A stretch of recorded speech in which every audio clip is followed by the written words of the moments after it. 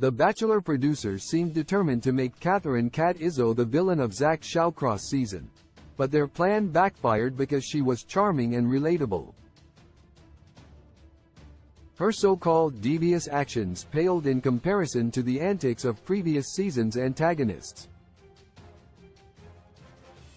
From the beginning, Cat and Zach really connected. Cat also bonded with her fellow contestants, and was portrayed as a hero. It was impressive when she stood up to Christina Mandrell, after she asked why Charity Lawson received a group date rose. In the Bahamas, Zach and Cat spent the day sailing and snorkeling. He was pleased to be on a date with a woman like Cat.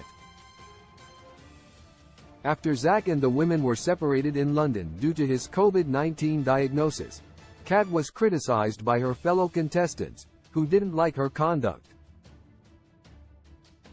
The Bachelor's Zach Shawcross left on his one-on-one date in Estonia with Charity. Cat pulled him aside and kissed him. This bothered the other women, especially Brooklyn Willie. In Budapest, the women met with a mentalist, and Cat admitted that she sometimes wanted to escape when things got hard.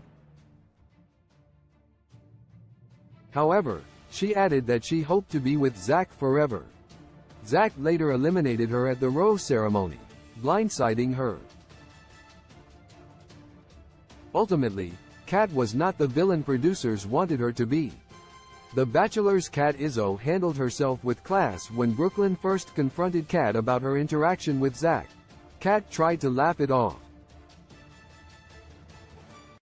However, Brooklyn called her classless and selfish, which was hurtful. Cat didn't respond with personal attacks against Brooklyn, even though it would have been understandable. Ariel Frankel also spoke to Cat, who felt that after Zach had COVID-19, all the rules shifted. Ariel told her that she didn't think that respect ever shifted. Brooklyn and Cat continued to butt heads about what Cat did. When Charity pulled Cat aside to chat, Brooklyn interrupted. As a result, Cat became flustered, and her vibe with Zach was off that night. However, she did receive a rose. Although Brooklyn was very outspoken about Cat's actions, to Cat's credit, she did not speak to Zach about it. In the past, other women have used situations like these to gain sympathy from the lead, but Cat didn't. Brooklyn might have been right in the beginning, but her inability to drop the subject could have pushed Cat over the edge. However, she did not become confrontational with the women, as other Bachelor villains have in the past. All's fair in love on The Bachelor, although Cat might have chosen the wrong moment, before Charity's date, to steal Zach away. She had a point about COVID-19 throwing the rules out of the window. On The Bachelor, time is precious, so what was perceived as Cat's aggressiveness could instead be viewed as assertiveness. She pursued the man she was dating to make herself stand out among the remaining women, and that isn't wrong. Her decision really didn't hurt anyone, as Charity still had a wonderful one-on-one date with Zach. However, the moment allowed Cat to have a little bit of time with the man who, in just a few weeks, might have become her fiancé. Additionally, the Bachelor women's anger towards Cat was misplaced. Cat asked Zach if she could speak to him, and he agreed. He could have said no.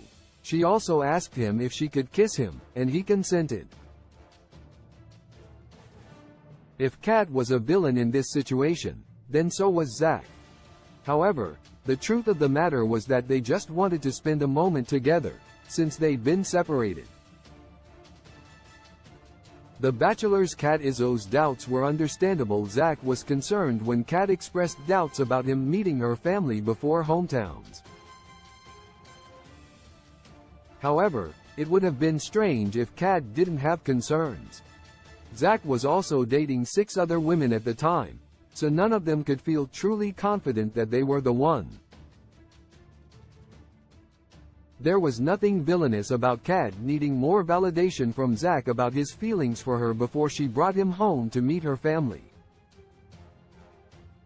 Her feelings were sensible, and only natural in this situation. The Bachelor's cat Izzo really isn't that bad. Zach's Bachelor season has been relatively tame compared to previous ones. Kat's actions were nothing compared with those of Shayna Ankney from Clayton Echard's season. She weaponized fellow contestant Elizabeth Corrigan's ADHD, issued a fake apology to the women after antagonizing them, and caused so much unnecessary drama in the house. Courtney Robertson from Ben Flajnik's season lived by the motto, "I didn't come here to make friends." She even wrote a book with that title. Kat was a great pal to many of the other women, and truly did not seem to want to make waves. The Bachelor's Kat might have made some mistakes, but she was far from a manipulative villain. The whole season has been very calm, so the producers wanted Kat to be the antagonist, but their plan failed. In fact, Kat is a strong contender to be the next The Bachelorette or Bachelor in Paradise contestant.